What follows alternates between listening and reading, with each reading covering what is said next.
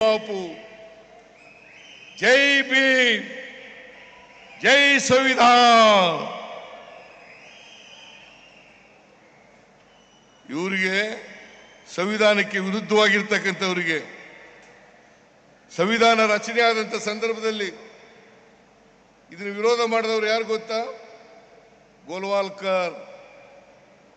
ಗೋಲ್ವಾಲ್ಕರ್, ಸಾವರ್ಕರ್. ಯಾರು ಇವರು? ಹಿಂದೂ ಮಹಾಸಭಾದ ನಾಯಕ, RSS ನ ನಾಯಕ. ಇವರು ವಿರೋಧ ಮಾಡಿದ್ದು. ಆರ್ಗನೈಸರ್ ಪತ್ರಿಕೆ ತೆಗೆದು ನೋಡ್ಲಿ, ಅವರು ಆರ್ಗನೈಸರ್ ಪತ್ರಿಕೆ ತೆಗೆದು ನೋಡ್ಲಿ. ಆರ್ಗನೈಸರ್ ಪತ್ರಿಕೆಯಲ್ಲಿ ಬಹಳ ಸ್ಪಷ್ಟವಾಗಿ ಹೇಳಿ ಇವರು ವಿರೋಧ ಮಾಡಿದ್ದಾರೆ. ಅದೇ ಸಾರಿ ಹೇಳ್ತಾರೆ, ಈ ಸಂವಿಧಾನವನ್ನು ಬದಲಾವಣೆ ಮಾಡ್ತೀವಿ.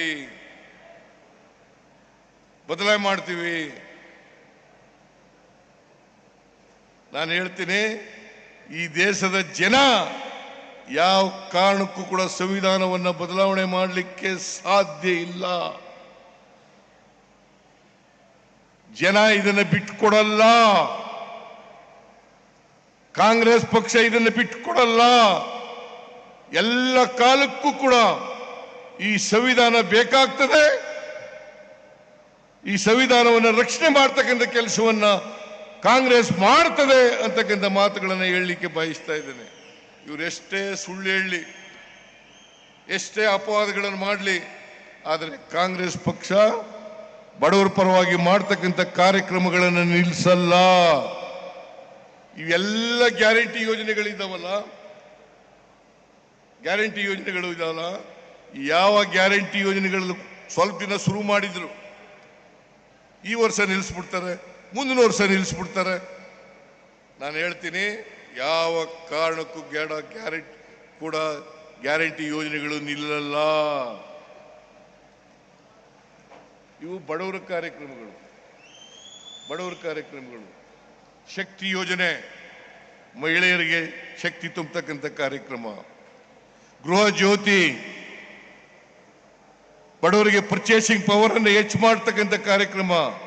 ಗೃಹಲಕ್ಷ್ಮಿ, ಒಬ್ಬ ಹೆಣ್ಮಗಳಿಗೆ ಮನೆ ಒಡತಿಗೆ 2,000 ರೂಪಾಯಿ ತಿಂಗಳಿಗೆ 1,23,00,000 ಕುಟುಂಬಗಳಿಗೆ ಕೊಡ್ತಾ ಇದ್ದೀವಿ ಇವತ್ತು. 1,23,00,000 ಜನರಿಗೆ. ಗೃಹ ಜ್ಯೋತಿ 1,64,00,000 1,64,00,000 ಕುಟುಂಬಗಳಿಗೆ ಗೃಹ ಜ್ಯೋತಿಯನ್ನ ಕೊಡ್ತಾ ಇದ್ದೀವಿ. 200 ಯೂನಿಟ್ ವರೆಗೆ ಫ್ರೀ ಕರೆಂಟ್.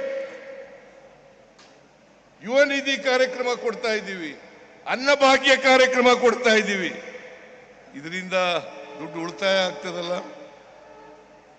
ಮಕ್ಕಳ ವಿದ್ಯಾಭ್ಯಾಸಕ್ಕೆ, ಆಸ್ಪತ್ರೆಗೆ, ಬೇರೆ ಪರ್ಚೇಸಿಂಗ್ ಪವರ್ ಜಾಸ್ತಿ ಆದಷ್ಟು ಕೂಡ ಯಾವುದೇ ರಾಜ್ಯದ, ದೇಶದ